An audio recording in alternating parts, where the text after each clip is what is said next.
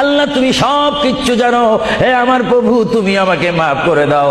আমার আল্লাহ বলে, তারপরও যদি তোমাদেরকে আমি মাফ না করি, তারপরও বান্দা তোমরা আমার রহমতের দরজা থেকে ফিরে যাইও না। আমি তোমাদেরকে হুকুম দিচ্ছি, ওয়ালাউ আন্নাহুম ইয যালামু আনফুসাহুম জাউকা, বান্দারে যদি গুনাহ করে ফেলো আমার রহমত থেকে মুখ ফিরে তুমি চলে যাইও না। বান্দা, আকাশ পরিমাণ যদি গুনাহ করো, পাতাল পরিমাণ যদি গুনাহ করো, সাগরের পানি পরিমাণ যদি গুনাহ করো, পাহাড় তুলনায় যদি তুমি গুনাহ করো, আমার দরবার থেকে তুমি নিরাশ হইও না।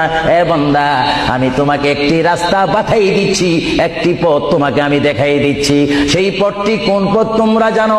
ওয়ালাউ আন্নাহুম ইয যালামু আনফুসাহুম জাউকা, বান্দারে যখন তোমরা বরবাদ হয়ে যাবে তখন তোমাদেরকে একটা পথ আমি তোমাদেরকে দেখাই দিলাম।